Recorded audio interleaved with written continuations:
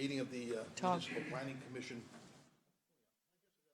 I call this meeting of the Municipal Planning Commission to order. We have an agenda. Oh, first off, I want to, a member Link will be absent with regrets. So she won't be here today. This meeting is videotaped in two different versions. We are honored with having the CBC here today, so mind your P's and Q's, Glenn. Anyways, so we've got a... That's an honor, isn't it? So we have the agenda in front of us. Are there any additions? I'll move as presented. Member Wilson has moved as the agenda. Everybody in favor? That is passed. We have a copy of the minutes from the November 19th, 2019 MPC. Any corrections that anybody saw? Ben has moved as circulated. All in favor? That is passed. So that brings us to development permit applications. DP 2019-112, and it's your... Good morning. This application is for an industrial medium development for equipment storage, construction, maintenance, and repair. It's located approximately 2 miles west of Strathmore on the number 1. It's a 20-acre industrial general parcel. So beginning in 2005, there have been a number of businesses operating from this site. The most recent purchasers of the property did not know that they had to get a permit to operate there. But when a business hasn't been there for a period of 12 consecutive months, then any permits previously have become void. So now they have applied to make their business legal. So it's a civil general contractor, and this is their home base. So they have a lot of equipment stored on site. They are expecting to employ 2 to 6 people and will operate 7:30 to 5:30 Monday through Friday out of the existing building. There is light to moderate open storage. That's what puts it into the industrial medium category, which is a discretionary use in the industrial general zoning. So we did, we've passed, there we go, our circulations. So we did circulate to Alberta Transportation, being in proximity to the number 1 highway, but they said there have been several approvals in that location and no further approval was required. So staff are recommending approval of this application for an industrial medium business subject to the conditions in Appendix A. There's nothing too unusual in the conditions, so I don't need to go through them. There's the location plan west of Strathmore. Here's their site plan. Here's the main building, and then they have quite a bit of open storage there. It's an aerial photo. It's just an aerial in relation to the town of Strathmore boundary, which is here. It's in the CMRB area and the WASP. This was our circulation area. There is the building. And this is the yard. Some of their storage. And that is everything. Thank you. Thank you. MPC's wishes? I'll move that MPC choose option number 1 to approve DP 2019-112 to the industrial medium business subject to Appendix A. We have a motion. Discussions. Any concerns?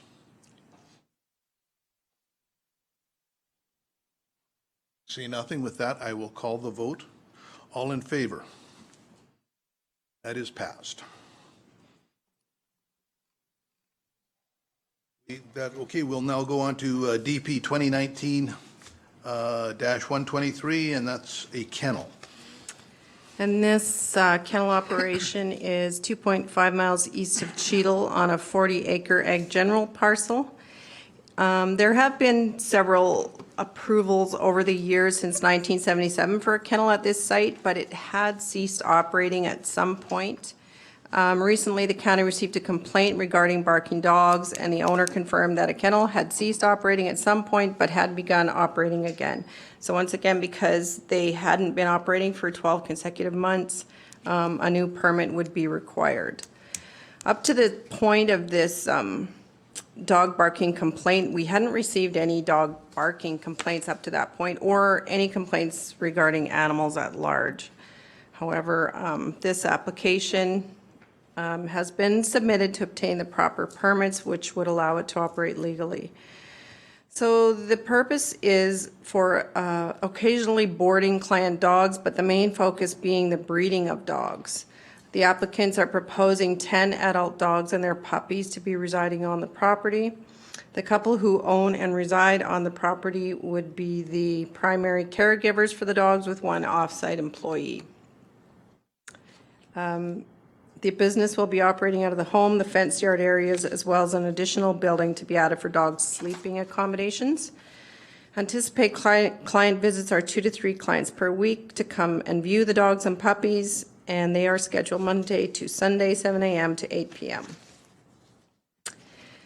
The addition of the new kennel building will allow the dogs another sleeping accommodation and shelter area. Since there have been recent complaints related to the kennel, staff are recommending only a 1-year term to see if issues related to the concerns have been rectified. So yes, the kennel is discretionary use. We did circulate to Alberta Health Services, and I handed out that response to you this morning. They just had some comments related to making sure the potable water was safe and that the solid waste be disposed of appropriately. Our internal file review had no concerns from staff. To landowners within 1 mile, at the time of this report, we hadn't received any letters, but we have since received 3 with concerns, mostly related to the dog barking, and some animal at large issues were mentioned in there. So it is the recommendation of staff that this permit be approved, however, just for the 1-year term, as is outlined in condition 12. It will be just for a 1-year term expiring December 10th, 2020. Animals to be housed indoors during the hours of 8 p.m. to 8 a.m. And no waste from the business to be disposed of at county waste transfer sites. And just that the applicant to ensure fencing is adequate to ensure animals are contained within designated areas. So here's the location. We are east of Cheadle. The site plan, this is an existing building, a couple of dog runs, and then a proposed new structure there. We are within the CMRB area. Here was our circulation area. I can just point out where the concerned residents were here, and here, and here. So here are some photos from some site visits that we did of the dogs in one of the dog runs. There's another dog run back there. Some of the dog run area. Couple of the letters of concern which made it into the report, and one which was handed out to you this morning. That's everything. Thank you. Thank you very much. Has the commission had a chance to look at these? The one letter that was, I know that 2 of them were included in the package, but the new one. So I'll say, can we take a minute or 2 just to read this letter here? Yeah. The 2 letters that came.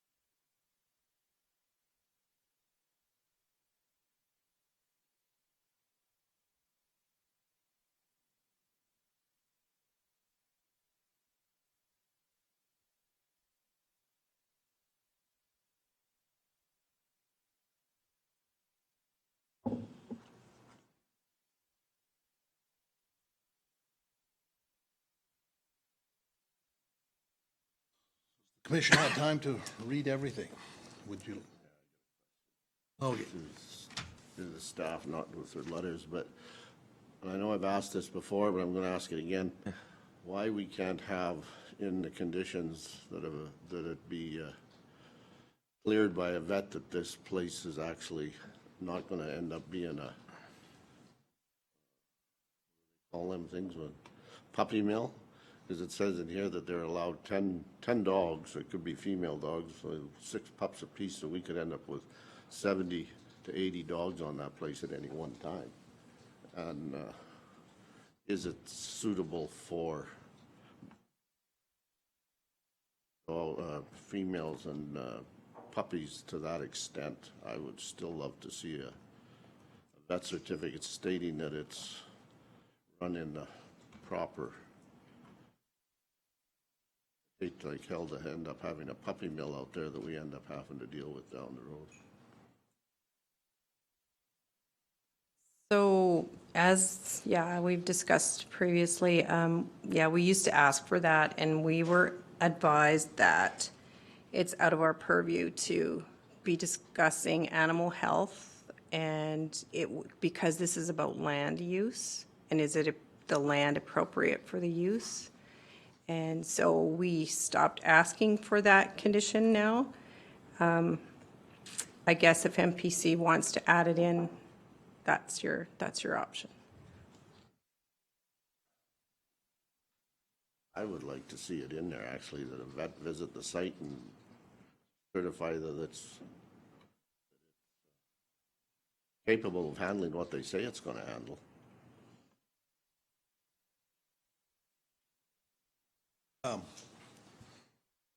Member Wilson, yes. I agree with Ben, but that being said, as pointed out in the letters, they've already had calls to SPCA. So, I mean, if they can't handle the dogs that they have now, how do you think they're going to deal with an extra 80 puppies? I mean is the vet stamp even necessary for this one when you've got Well, it just neighbors saying they've called SPCA? It just gives us more, have something in writing stating that it isn't capable of handling what they say it's going to handle would be a lot nicer than us making that determination. That's all I'm looking at. Yeah. Can I ask administration, like, what's the process? Like, what happens if we stick our nose in this? So through the chair to the commission, as Member Wilson pointed out, the SPCA is that authority. We've had numerous files, if the commission does recall, about other concerns, horses and other animals in derelict conditions, being left outside, and that does include, obviously, all animals. So the SPCA has a jurisdictional authority. We were previously advised through legal counsel that pardon me, a condition such as the one being potentially proposed doesn't have any teeth, and it is in fact duplicating an authority that is not ours with that, and so it wouldn't really have any merit. We are evaluating land use, in fact, so is that land suitable for an operation such as this, for a structure such as this? That's what the development permit evaluates. Previously, I'm aware, before my time, that there were conditions like that put on these permits, and then we sought legal counsel as a direction of the commission to look at that. So SPCA, they're reactionary by nature, so complaints go through, and then there is an investigation. Our conduit and our link to the SPCA is our protective services. They do find out about files such as this, and then we report when there's concerns to commission or to our council. So that's really kind of the link and the relationship between that. And that's just for commission's consideration, of course. Yes. So if to me that the structures aren't supporting this business for the fact that the dogs are always getting out. And plus with discretionary use, you still have to be that good neighbor with that clause. So, and I don't see that either. So. I have problems with the DP. Just looking at, we circulate to all kinds of agencies. When these ones come in, would it be appropriate or allowed to have like SPCA comments or any other body that would oversee that, so we have that information? Could I ask one of the peace officers to come up and address your comment, please?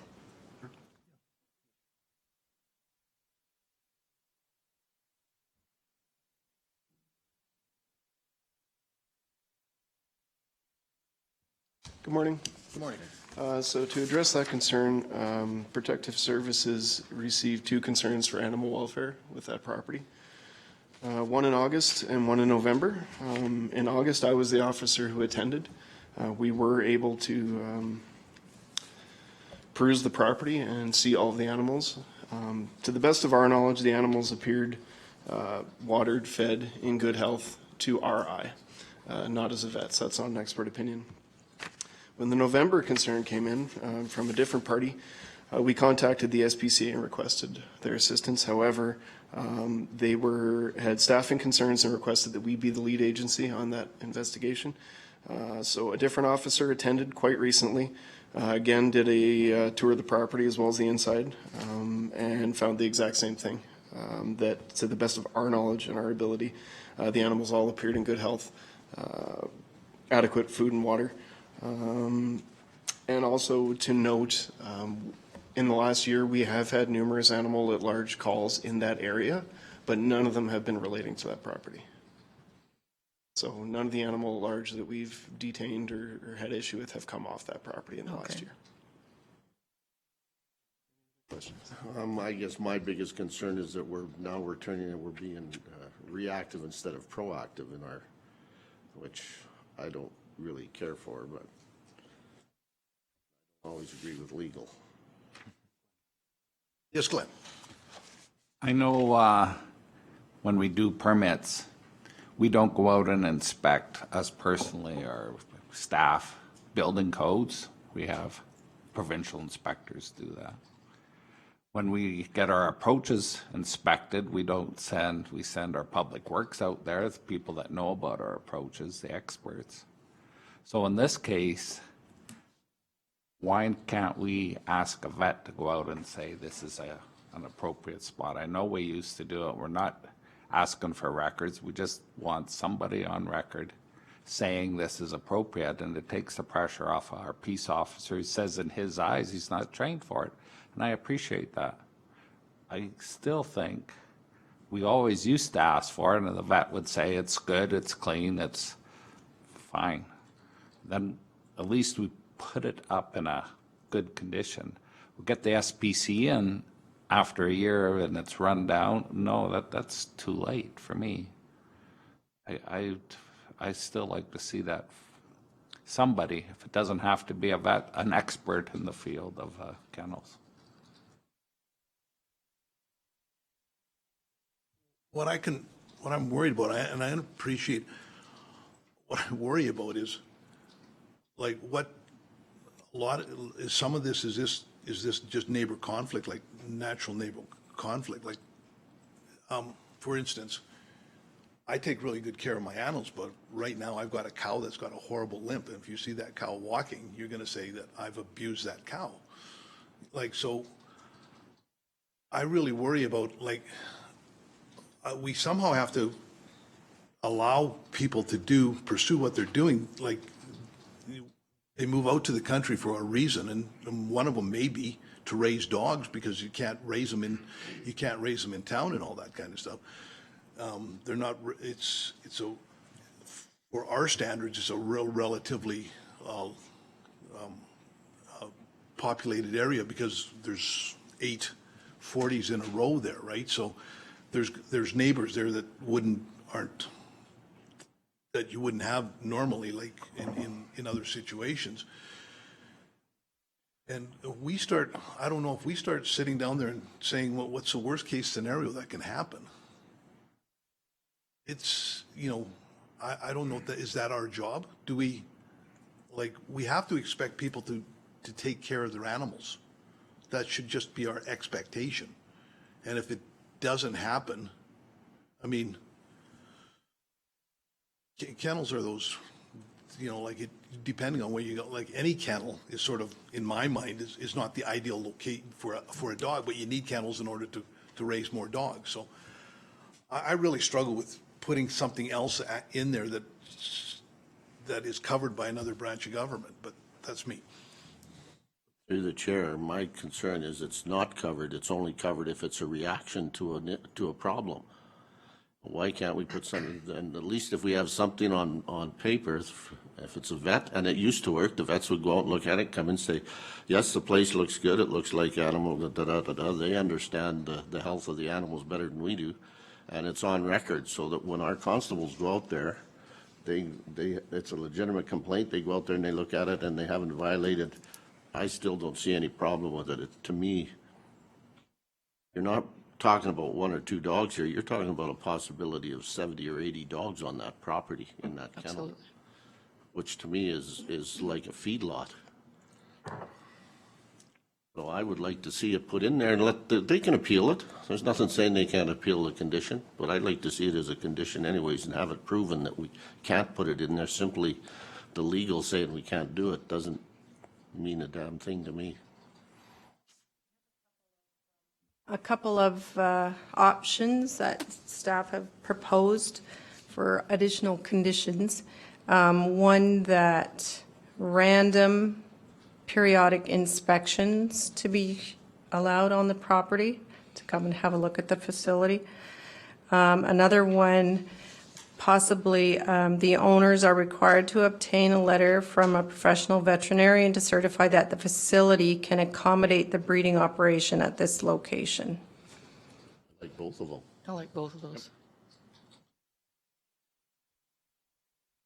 Need a motion to have that put in there. I'll put that motion forward that those 2 be added to the conditions. So Will you move it as amended? I actually, I'm not sure where that, I would also actually like commission to look at maybe thinking about the hours of operation, because there's, on one of the letters, they're complaining about, the dogs are inside 8 a.m. to 8 p.m., 7 days a week. And I think Monday to Friday, that's probably fine, but I'm thinking on the weekends that we should probably have, like, they should be like a 9 to 6 on the weekends. Because I think what we have to be cognizant of as we allow businesses into an area, like into that, it does, and they're going to affect neighbors, that I think we should probably, my opinion is we should probably tighten the hours of all the rural businesses down, and then ask for variances on certain businesses. If you're 7 miles from your furthest neighbor, that's not a problem. But I think what we have to realize that people moved out to the country for a reason, and a lot of times it's peace and quiet. And the other people have moved out in this case, they've moved out so that they can raise livestock. And so when these start competing, I think we should probably, so I would like to, if we're gonna, and I like commissioners, or a member Armstrong's,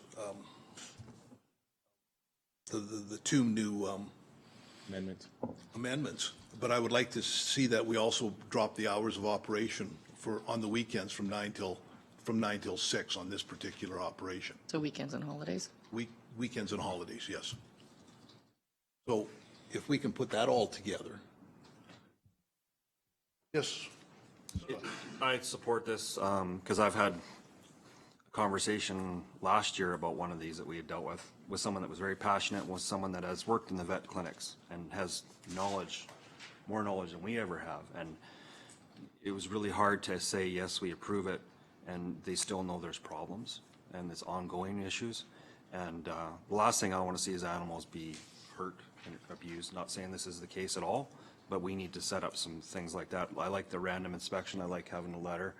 I don't think it's out of line.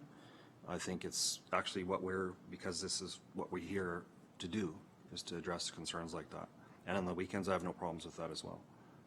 But I'd like to see this for any kennel, these conditions be put in there from this point forward, because that addresses the concern. We'll have a standard. I have a question. Yes. So this is there's boarding kennels and then there's a breeding kennel. You want it for both? Yeah. Okay. Same issues, I believe. Yes, member. There's complaints on this. Usually we give a 3-year time frame. 1 year because of the complaints. That's why I'm in favor of the vet going out for the first year. After they clean, and then they can go to the 3-year, and I'll go back to the complaint issuing thing.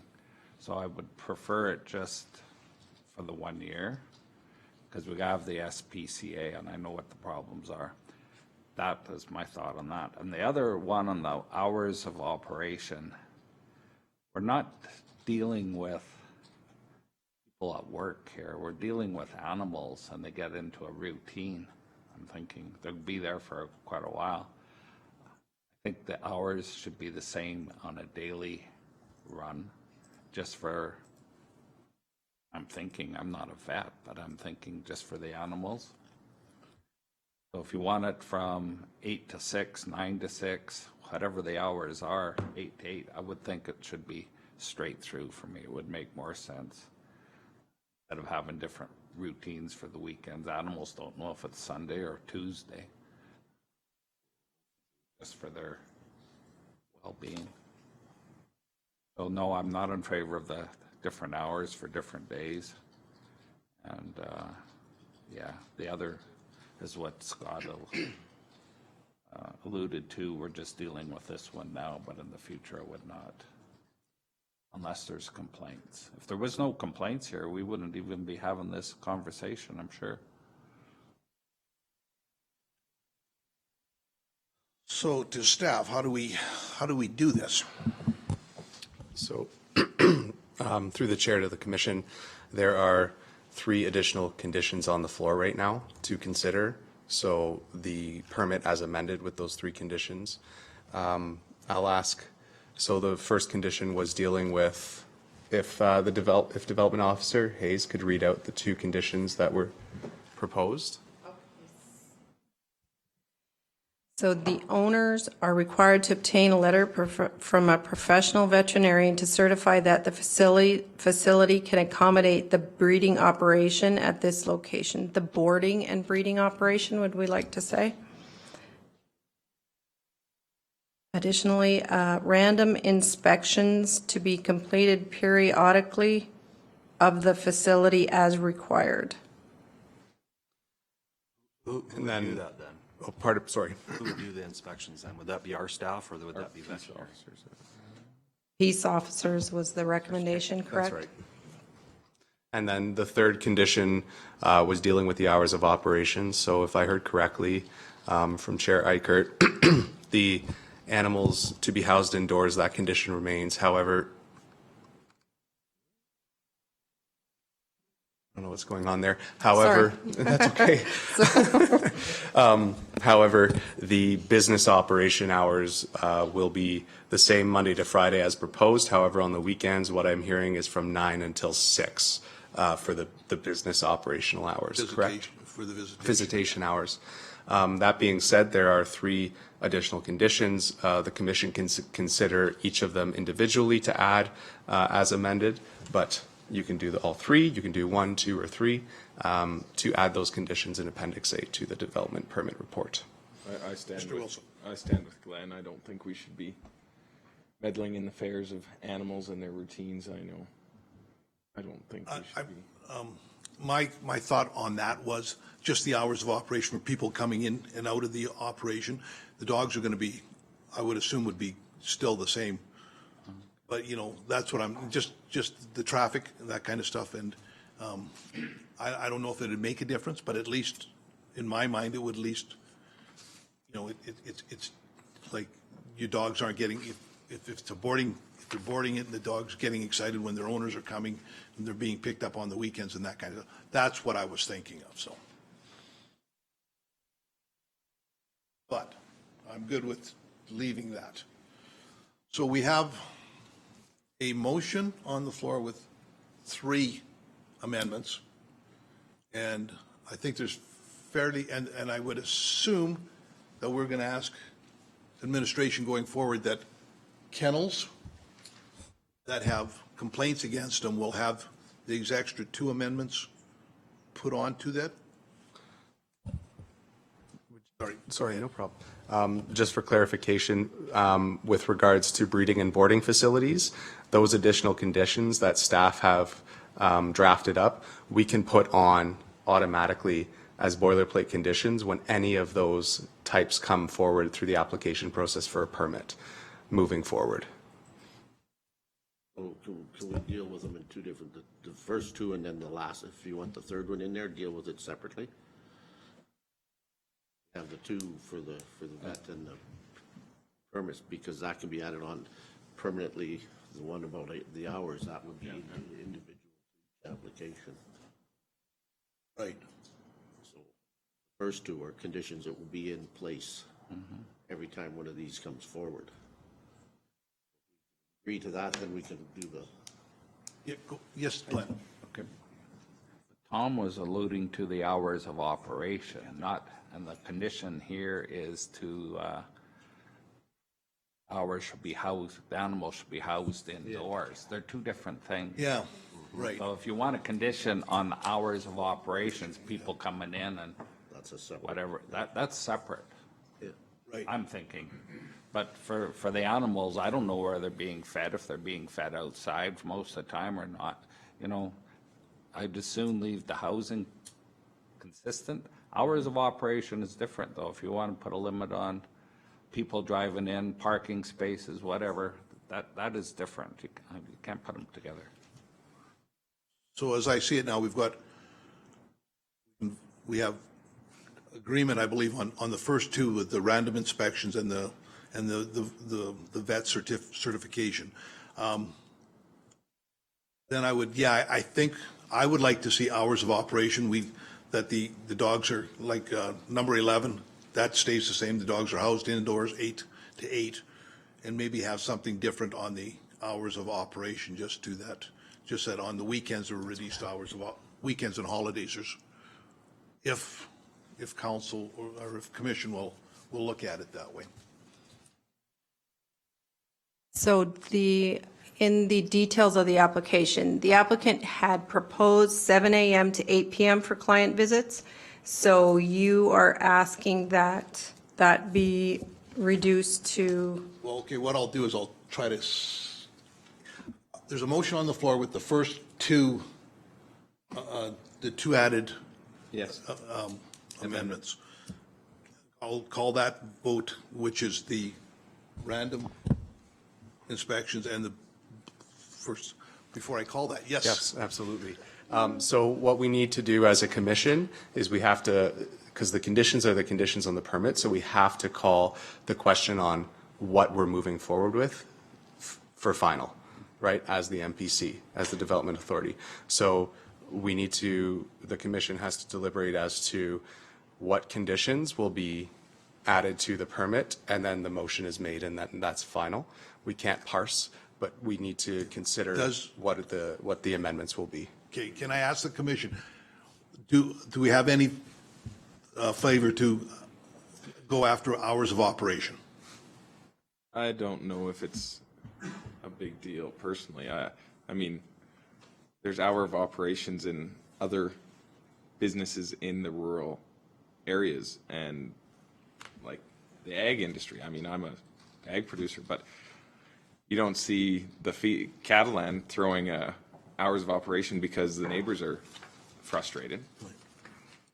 As much as people move to the rural areas for peace and quiet, they have to understand there's other people around, and they move it to that area to have that freedom of business. Yes, Donna.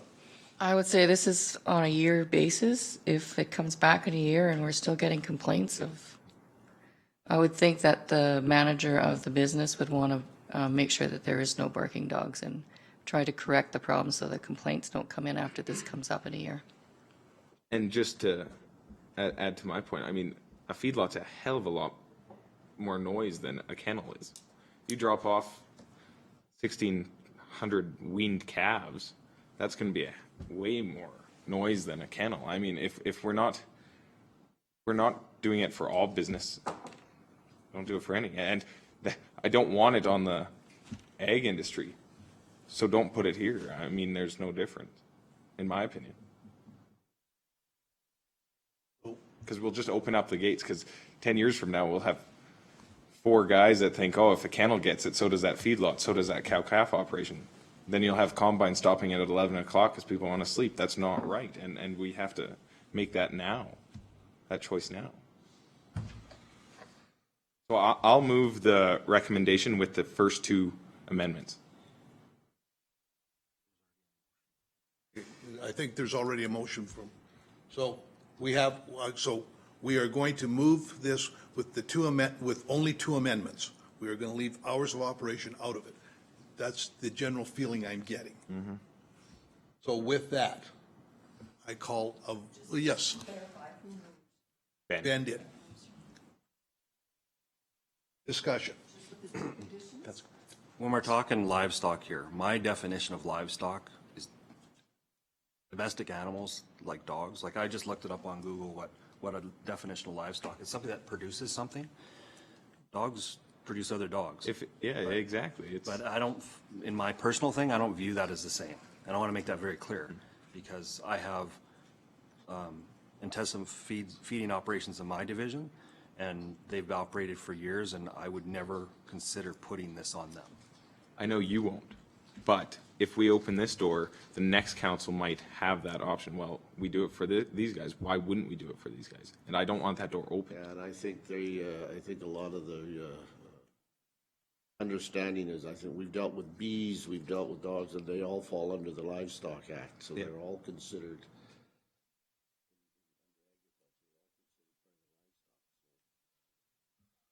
Yes, Glenn. The difference is permitted and discretionary. And I know the definition of agriculture is different in everybody's opinion. We've had applications in here for breeding of agricultural herding animals. Some of them are very good and they're Pacific to breeds, and they come from wherever they come from. So yeah, sometimes they are same as riding arenas for horses. Is that agriculture, or is that, if they're training tie down roping, that's one thing, but if they're just racing barrels, that's maybe a different application. Yeah, no, don't insult the barrel racers. You're going to cause an issue there. Go home now. Yeah. You're going to get jumped in. Okay, any more discussion on this? No. There's no more discussion. I'll call this to vote with the 2 amendments. All in favor? That is passed. Good gosh. Yay. Go in here. That brings us to DP 2019-147, Secan Storage and Distribution. So this operation is also considered to be industrial medium for the Secan Storage and Distribution. It's located just across the road from the Wheatland County office on the 153-acre industrial general parcel. So the proposal is to operate a business that rents and sells shipping containers, Secans, which would be stored and transported from the subject parcel to other storage sites or customer locations. So they're not proposing any new buildings to be constructed. Their inventory will range from 5 to 30 Secans at any given time. They're anticipating 1 to 2 trucks per week delivering to the parcel. The hours of operation are proposed 8 a.m. to 5 p.m. Monday through Friday. This application falls just outside of the CMRB area and outside of the Eagle Lake ESP. Industrial medium is a discretionary use, and this is considered due to the open storage. Alberta Transportation has issued them a roadside development permit. Lynx Energy was contacted because their proposed location is right on top of a Lynx Energy pipeline. So what they ended up doing was signing a crossing agreement with Lynx Energy to locate their gravel pad over the pipeline. The planner had several suggestions that for the entire 153-acre parcel, because it continues to be built out, She recommended that a stormwater master plan, an emergency response plan with consideration to internal road structure, a landscaping plan, and potentially an area concept plan for the entire site should be submitted. We didn't feel that it should be on this particular applicant's shoulders for all of that for the entire parcel. However, we are discussing how to move forward with that entire 153-acre parcel. Since there is no subdivision in it, it's just one big parcel. So staff are determining how we're going to move forward to address some of these concerns as a whole. It is the recommendation of staff to approve DP 2019-147 for an industrial medium use, subject to conditions in Appendix A. There is nothing that is too anything unusual in the conditions. So there's the location. Here's our office. Here's the big industrial parcel. Here's their site plan. So here's the Lynx Energy pipeline. Their gravel pad will be there, and then their sea cans will be on each side. So there you can see the pipeline right of way. It's going to be tucked right in there. Yep, just outside the ASP, outside the CMRB. There was our circulation area. That's everything. Thank you. Thank you. Commission's wishes. Yes. I have some questions just looking at this. Being that there's quite a few of these around Calgary, there is nothing in here about height of sea can storage. And I was just reading it, and it looked like it was storing the cans themselves, but when you look at the pad, it almost looks like it's being set up for storage of material in the sea cans. I don't know if that's something that you've already asked, but. Yes, so the product inventory will just be sea cans. There is not anticipated to be anything stored in the sea cans. He did specify that. Maybe I didn't put that condition in here, but they are expected to be, oh yeah, right here. This location, sea cans will remain empty while stored on site. There is in the land use bylaw, it does specify that sea cans cannot be stacked. So there is no stacking of sea cans allowed, and possibly that could have been a condition that I could have put, but it is in the land use bylaw that there's no stacking. Yeah, my reasoning is, like I said, around Calgary, there's ones that are probably 5 high, and it gets changes the landscape dramatically. I think it should be in the appendix. Okay. For clarification myself. Okay. However, this is an industrial park. This is why we created such area. Yes, Donna. But if they're not being stacked, if it's going to be stacked, fine, because it's industrial, then I think you should do the landscaping. If it's not, because we've asked for fences and everything else that go along with industrial. Mm-hmm. If they're not stacked, I would agree with the county that's not an issue right now. Yeah, the land use bylaw says they cannot be stacked, so we don't allow stacking. So it would have to be, against the land use bylaw if they stack them. But it could be in a condition. So it's not just for this development, it's for all developments that deal with that, yeah. I'm okay with that, I'm okay with it. the way it is. Yeah. So council's wishes, MPC's wishes. and, sorry, my apology, MPC's wishes. I'll move that DP 2019-147 for industrial medium of subject conditions in Appendix A. Thank you, Donna. We have a motion in front of us. Any discussions? Seeing none, I'll call the vote. All in favor? That is passed. Thank you. I would just ask staff to add that to the next planning priorities. Industrial CCAN use. Absolutely. Report back with options. Okay.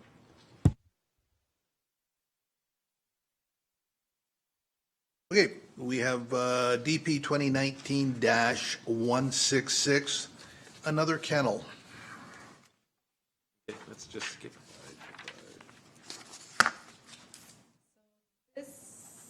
Kennel is proposed to be located 1 mile east of Speargrass on a 4.39 acre country residential parcel.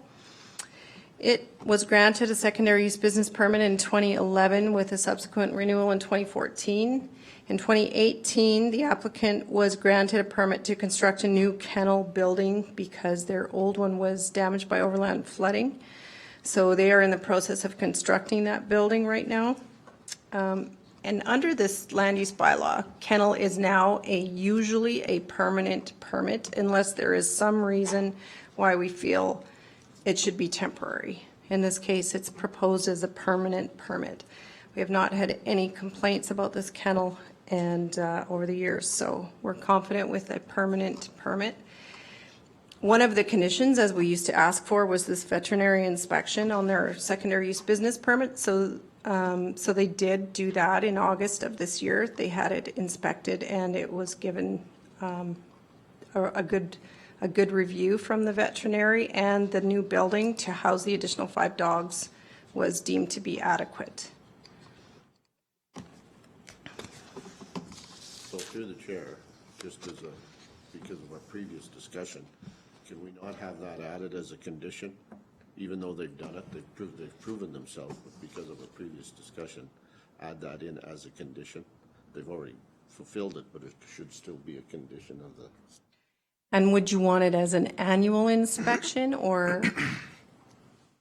No, I don't think so. I think it's once we have it there, then it's been inspected. We have them. No, I don't know. I'm not worried.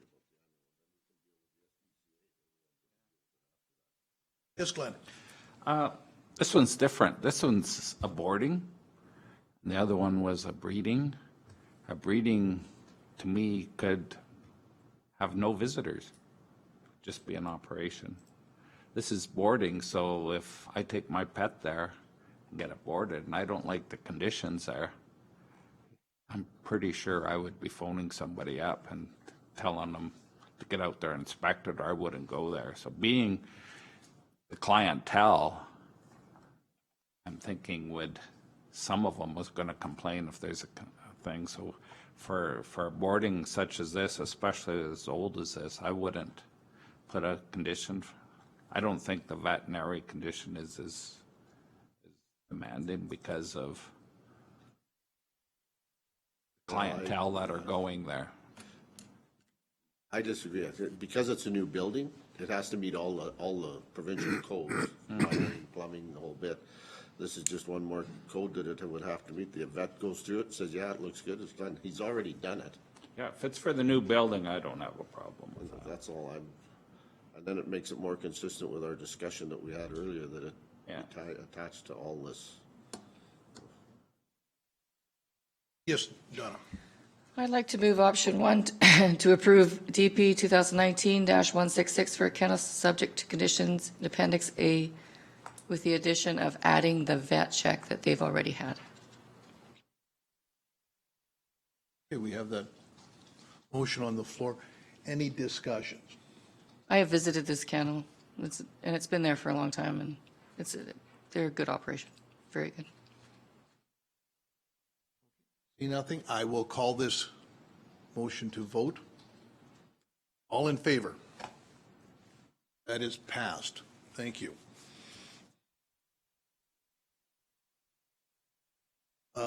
That brings us to DP 2019-168, modular in Gleason. Yes, so within the hamlet of Gleason, in the Hamlet Residential General District, the applicants are proposing to move a 1,260 square foot modular home onto a bare lot. It was constructed in 2001 and meets all the A277 requirement and all other provisions of the bylaw. It is and has been occupied on another site, so we are asking for the refundable deposit, as is our normal process. It is a discretionary use within a hamlet because I think staff and council wanted to just make sure moving into a residential zone, that we had to look at what was moving in and as far as modular and manufactured dwellings in certain areas. So that's why it's a discretionary use. There was no agency circulation required. Internal file review had no concerns. Adjacent landowners had no concerns. Staff are recommending approval. To that Municipal Planning Commission, choose option 1 to approve DP 2019-168 for dwelling modular, subject to conditions in Appendix A. So here's our condition about the $5,000 refundable deposit. And here we also have a condition for the applicable fees related to utility connection, meter refundable deposit, and meter fee. And normally, these are submitted at the time of application when it's a permitted use. But because it's discretionary, we didn't want the applicant to pay all these until we knew for sure it was approved. So here is the location, just on the east side of Gleason. There's the site plan. And that was our circulation area. We didn't receive any comments. There's the proposed dwelling. That's everything. Thank you. Thank you. Okay. I do just have a question for Yes. MPC. Jason. Are we, by moving a modular home into this area of the neighborhood, are we changing the look of that neighborhood? All those homes on that side of town are stick builds.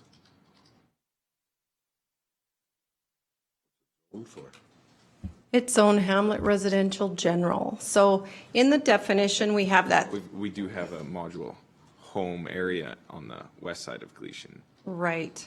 And I'm just curious if that's gonna, we're looking to revitalize and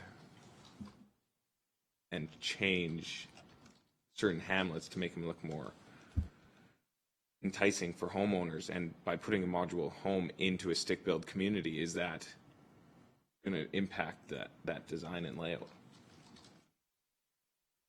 So when we created this definition for the modular home, we had people telling us that the modular, they were calling modular what we were calling manufactured mobile homes. So that's why we put in here this ratio of 3:1 to make sure that we could distinguish between the two. And so it is definitely your discretion. That's why it's a discretionary use.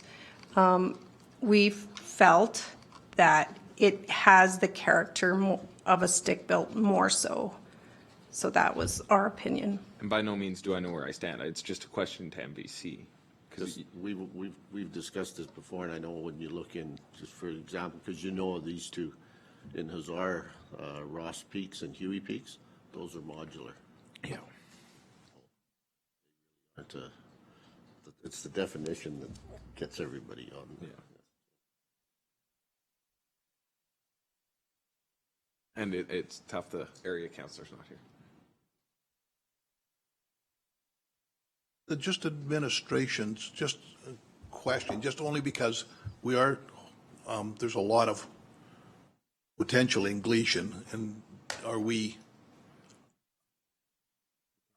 putting something, are we all of a sudden making an area old when it's, like when the place is beside it, or could be, new? So you've got, somebody comes in and builds a new house. And that is the newer end, like that Ninth Ave is the newest part of Gleason. It's old, but it's the newest part of Gleason, and there is newer houses on that street. So I'd like administration's feedback on this, on what your opinion is on this. Yeah, absolutely. So just through the chair to the commission, couple perspectives to think about when we're looking at different kinds of builds. From a planning perspective, my professional opinion would be I never look at builds as lower class, middle class, or upper class. We never look at that. We don't, as a planning perspective, we don't look at things that way. Another perspective to look at this for the commission's consideration is that you're getting a new build, you're getting some action going on this side of Gleason, which is a positive note. In no way do I believe that this will change the characteristic or the built form of this side of Gleason. My opinion would be that it is a positive thing The development officer, Hayes, just pointed out the ratio that was put forward as well as the definition, which all fits into that opinion in one way or another. So when considering this, you look at the characteristic of the build, and it does fit in terms of that whole built form and the characteristic of that particular area of Gleason nonetheless. So all those considerations are something to obviously bring to the table and look for when you're making a decision as the authority. But from the planning perspective, we don't class different builds that way. It's very much a positive thing for this area. So I hope that speaks to kind of how you evaluate things from that planning angle. But otherwise, it's for your discretion and your consideration. Thank you. Donna? This was circulated, right? Correct. So I think the neighbors would, I think it's up to them to decide whether that is an acceptable building or not. And if there was no concerns, I think it would be good to go. Yes, Scott? I'll make the motion that we approve with the conditions noted, 2019-168. We have a motion in front of us. Any more discussion? I'm of the opinion that if administration believes that this is a good fit into Gleason, I'm tickled that somebody is, that there could be some light at the end of the tunnel for this hamlet, that people are going to start realizing what a cost-effective place Gleason can be to live in. So with that, I will call the vote. All in favor? Opposed? None? That's carried. Thank you very much. We are now going on to subdivision applications, and we're doing subdivision application 2019-001, subdivide plus or minus 1.28 acres from a titled area. Good morning, MPC members. Good morning. This application is to subdivide a 1.28 acre parcel from a 160 acre parcel located southeast 2621 west of the 4th, about 10 kilometers southeast of Rosebud off Township Road 262. So the purpose of this application is to subdivide this parcel for the purposes of a cemetery. It was recently redesignated to a community service district. The remainder are from an agricultural district, while the remainder of this quarter section will remain as a direct control district. So this was originally brought to MPC in May, where there was a comment from Alberta Health Services which raised concerns about the high water table depth and whether or not the cemetery proposed grave depths would have an effect on the groundwater table. So MPC opted to defer the decision until that report from AHS was returned. Based on the findings of that report, they confirmed that the 1 meter distance between the proposed grave depth and the high groundwater table can be achieved.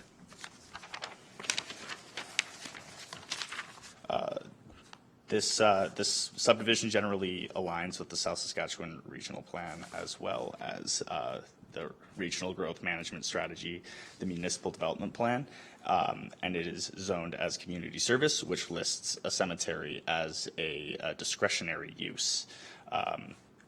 Based on the findings of the AHS report and this policy analysis, the staff recommends that MPC choose option 1 to approve this subdivision with the conditions noted in Appendix A. Thank you. Commission's wishes.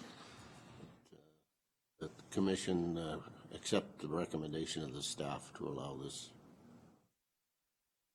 with the conditions noted. Ben has made a motion. Same question as Discussion. always. Yes, Jason. This is under community service. They are allowing the colony to be a community, which is good, but is it possible if an individual wanted to create their own cemetery, private cemetery for their own family, would they get turned away because it's not a community? Through the Because chair, I'm not going to vote for this unless it's fair for everyone. If I can't put a cemetery up for my family, neither can they. through the chair, there, one of the conditions noted is that there would have to be provincial approval from Service Alberta. So anyone wishing to open a cemetery would have to get that provincial approval as well. But we wouldn't ever hinder somebody putting up a private cemetery just because it's not a community cemetery.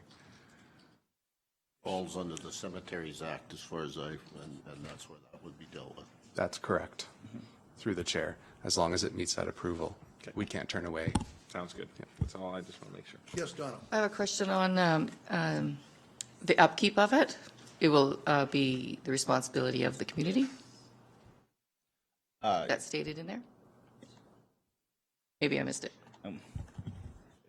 What's that? Cemetery or the Or the cemetery. Like sometimes we are taxed with looking after the cemeteries for the communities. So through the chair, we could put in terms of a condition in there, like upkeep is to be done by the I think that's fair. the colony. Not us. Not us, of course. Yeah. Could be done by the colony. Yeah, I think that's fair.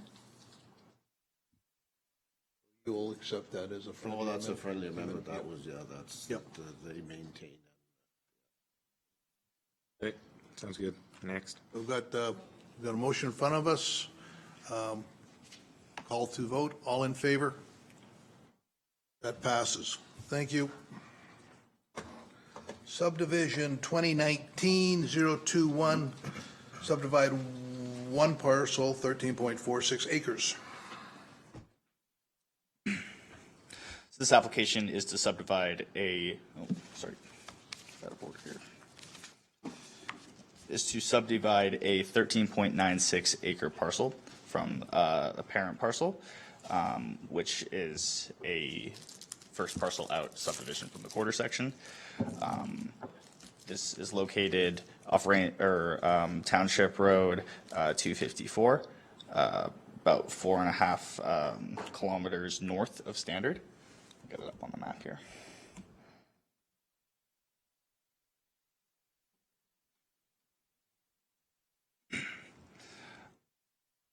So this parcel, at time of application, contains no structures. There is an approved development permit for a dwelling on site, as well as it is serviced by a private well, and there is a plan to install a private sewage disposal system on site. The subdivision generally aligns with the South Saskatchewan Regional Plan, Municipal Development Plan, as well as the Regional Growth Management Strategy and the Land Use Bylaw. It will remain zoned to agriculture due to the size and nature of the parcel. Through circulation, there have been no concerns raised. It's also worth noting that there is an access to this parcel off of Range Road 840 and two remaining approaches off of Range Road 220, or off of the Range Road and the Township Road.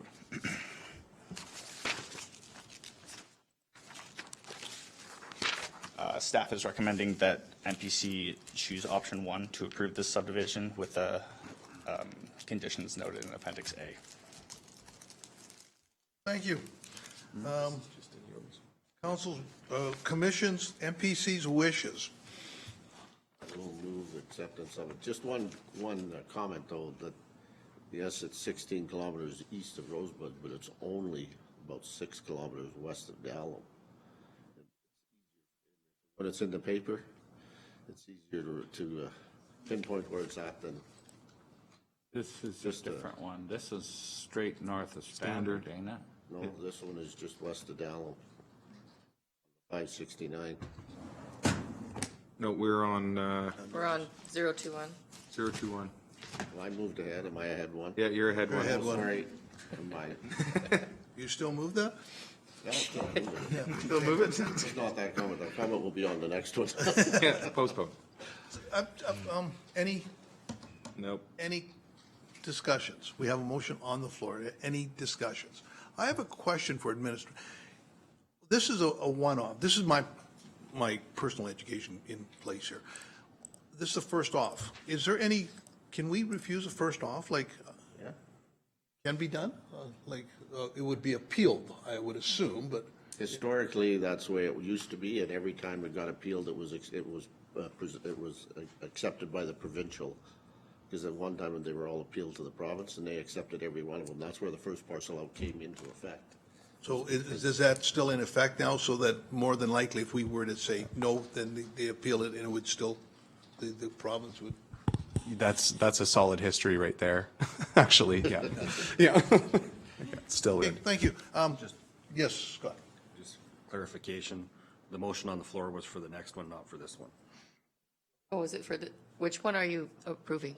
Well, he said he would do Ben, this one which too. Ben said he would do the 13.46 acre Okay. parcel. Okay. Yes. So we have that motion in front of us. Yes, okay. All right. Which is SD Yeah. 021. My comments were just for the next. Yeah, Okay. exactly. So with that, we have the motion on the floor. I'll call the vote. All in favor? Thank you for the clarification, sir. That is passed. Thank you very much. Okay, now the down I'm one. just moving too fast. Yeah. Okay, we are now on to SD. SD 2019-22, proposed subdivision, two titled parcels. So this application, approximately 16 kilometers east of Rosebud and west of Dalem, is to subdivide a 3.63 acre subdivision from a 151 acre parent parcel. So we'll get down to the map.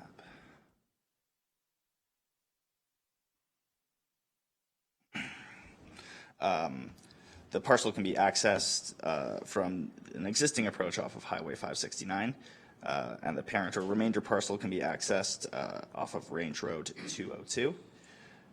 This proposed parcel contains a single-family dwelling, garage shop, small barn, and a shed, and it's serviced by a private well and a private sewage disposal system. The parcel was recently redesignated from agricultural general to country residential to support the subdivision. And it generally aligns with the South Saskatchewan Regional Plan, Municipal Development Plan, the Land Use Bylaw through the subdivision or through the redesignation. We will be requiring municipal reserve be taken from this site as it's not first parcel out and it's a country residential subdivision. Through circulation, we received no objections to the subdivision and staff recommends that MPC choose option 1 to approve this subdivision with the conditions noted in Appendix A. Thank you very much. Wishes of MPC. I will also, that one as staff. Save some for us, Ben. Save some for us. Go for it. Ben has moved. Discussion. Seeing none, I'll move this motion to vote. All in favor, say yes. Or, don't raise your hand. Don't say yes. Yeah. Yes. Yes. Yeah, sorry. Thank you, Chair. If you would indulge, we have some additional information, item 2.3, so DP 2019-147, and I'm wondering if you will allow the development officer to present some new information that we just kind of did some more due diligence and just to present it to you so that, 147? yeah, 147. DP 2019-147. We finished. Yep. I have one more. Oh, okay. Pardon me. That's okay. I have to flip the agenda. So I'm confused again, which is not hard for me to do, Yeah. okay? That's okay. We're doing 023, 020, Go back. Yeah. and then we'll go back? the If we so 147. choose. Yeah, absolutely. Subdivision, Glad I'm not the only one that could screw up. okay, subdivision 2019-023, subdivide plus or minus 10 acres. So this application is subdivide a 10 acre parcel, but approximately 12 kilometers west of Standard, within southeast 33, 24, 23 west of the 4th. This parcel contains a private dwelling and shop serviced by a private well and septic field. Let me get to the map here.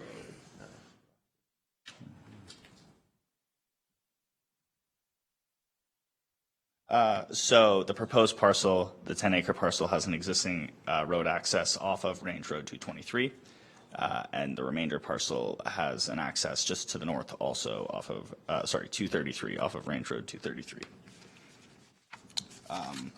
Through our analysis, this subdivision generally aligns with the South Saskatchewan Regional Plan, Regional Growth Management Strategy, as well as the Municipal Development Plan. This subdivision, the proposed parcel will remain zoned agricultural general. And since this is an agricultural subdivision, first parcel out, we will not be requiring municipal reserve as per the MGA. Through our circulation, we received no comments or objections, and staff is recommending that MPC chooses option 1 to approve this subdivision with the conditions noted in Appendix A. Thank you, Graham. Wishes of MPC. I'll move the recommendation. Jason has moved the recommendation. Any discussions? Seeing none, I call the vote. All in favor? That is passed. I don't know how many times this one's been before us in the past. Yeah, this one's staying, eh, Ben? We want to revisit. Yes. So we're revisiting DP 147, Correct. 2019-147? Correct. Yes. Okay, thank you. Let me join your ranks of people that make mistakes. So the stacking of secans in the land use bylaw says in IG you can stack 2. IG says it's unlimited. IG says you can stack 2. So we probably do need to add that condition. So my apologies. So if we add a condition to DP 2019-147 that says no stacking of secans allowed on site, are you guys good with that? Will we have to repeal the decision? Yes, Matt. So just if we could have 1 minute, Okay. and I'm going to look at the procedure of that, just the technicalities, and see if it needs to be repealed, because the meeting is still open and we haven't concluded it. So I just want to look into that. Can I call a 5-minute recess? Sure. You guys can look at that and then, perfect. We will be back at, Yep. here, I'll call this back into, out of recess and back into MPC. MPC.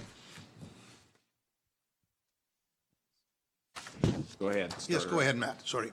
So just quickly, we saw clarification, so through the chair to the commission, we're good to go to reconsider this item and amend and place a condition or what have you on it, and then approve it as is. We have not adjourned formally the commission, so we're good to go. So we have so we will be able to consider new information. yeah, so the new information is that we would look at not double stacking these ones, right? So so I was going to recommend a condition that says no stacking of secans allowed on site. Okay, let's get into this. But that is just on this one development, right? So, That is correct. And just for clarification, the land use says 2. The land use says in industrial general, you can have 2. So this is more restrictive than what the bylaw says, which is allowed by MPC. I don't think, this is an industrial park. That is the point of having this area there, is for businesses to do what they need to with more freedom than Ag General or somewhere else in the county. We have to allow them to stack 2. I mean, I don't even think that's enough. It's an industrial park. There's a landscape there of industries. But all industry, sorry, through the chair, all industry has to put forward the landscape plan, and they haven't done it for this one here. But why would we be more restrictive than our land use? when it comes to industrial general.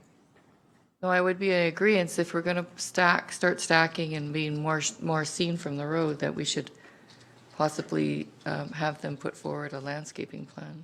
You just want twice the height of fence? I mean, it's, I don't think it's necessary. We can't add more cost to businesses.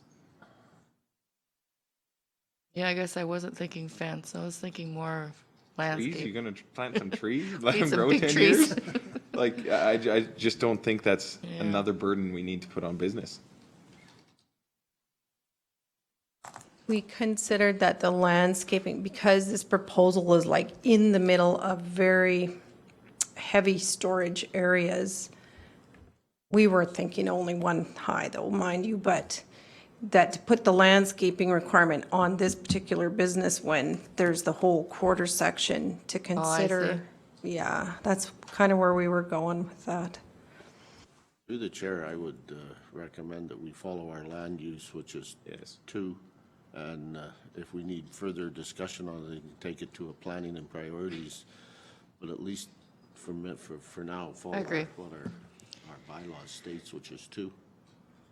Yes, I Glenn? agree too, according to our land use bylaw, we haven't had any request to put a variance on it, so yeah, I would stick to the land use bylaw. So Okay with the 2.